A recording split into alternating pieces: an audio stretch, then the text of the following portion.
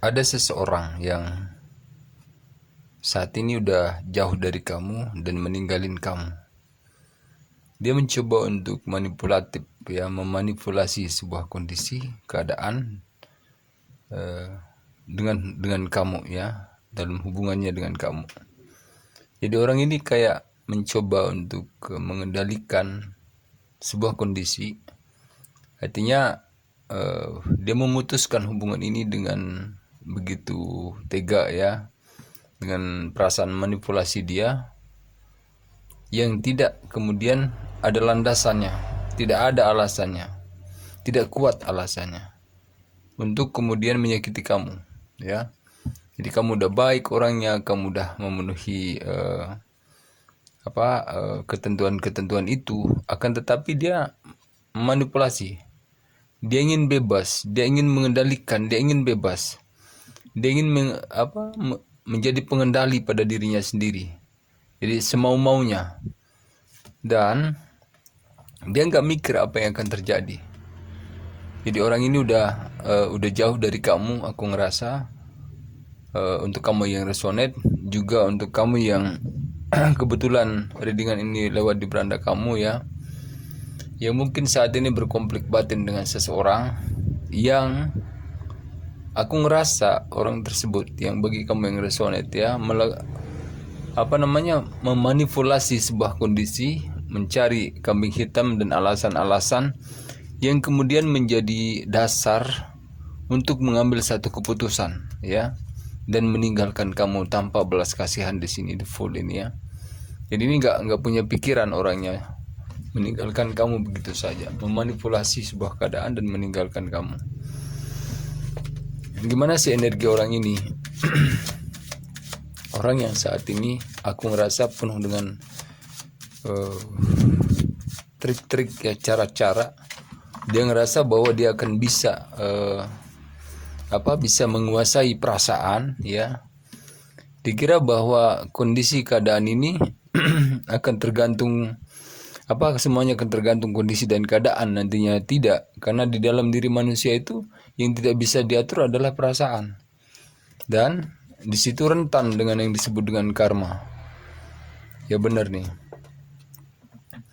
ketika dia memanipulasi, ya, orang ini dan kemudian berdampak ke arah perpisahan, dia mulai sakit, dia mulai terbayang-bayang dengan kondisi itu, ya. Bukannya dia tambah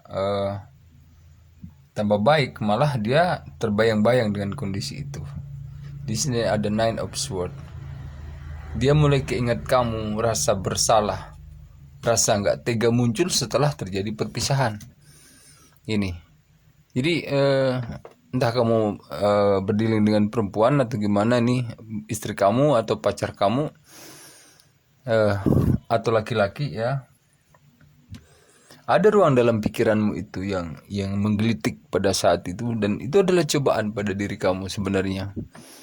Kamu pengen merambah dunia ini sampai ke ujungnya, menjatuhkan, menaklukkan, dan tidak tahan dengan sebuah kondisi.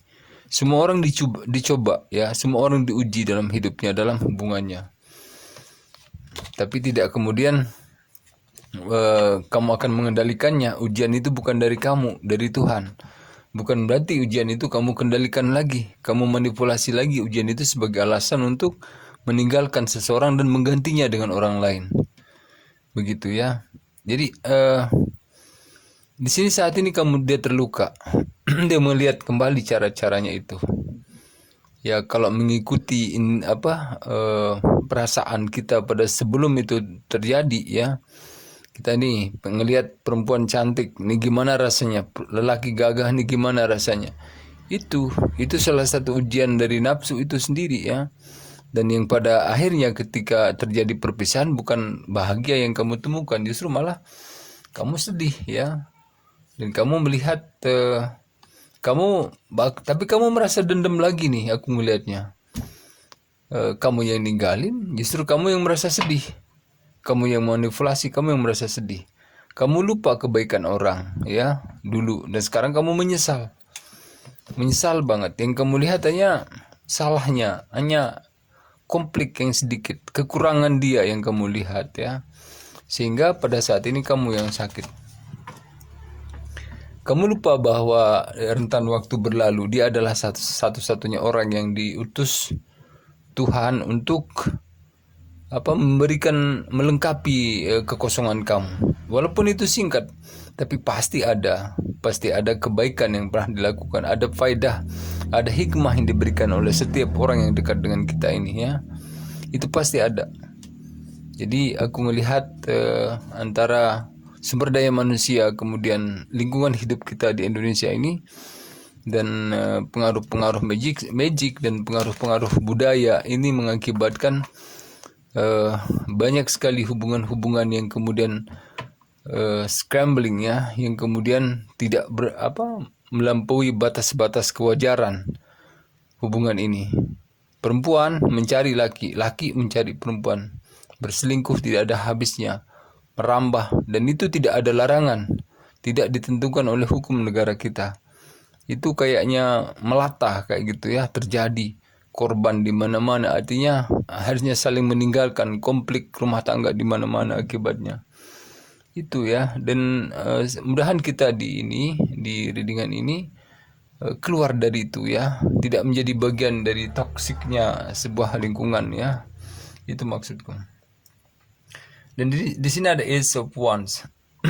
Muncul perasaan baru di dalam diri kamu nih, kamu yang ditinggalin ini, ya. Kamu ngerasa bahwa kamu mulai belajar untuk memahami keadaan itu, ya.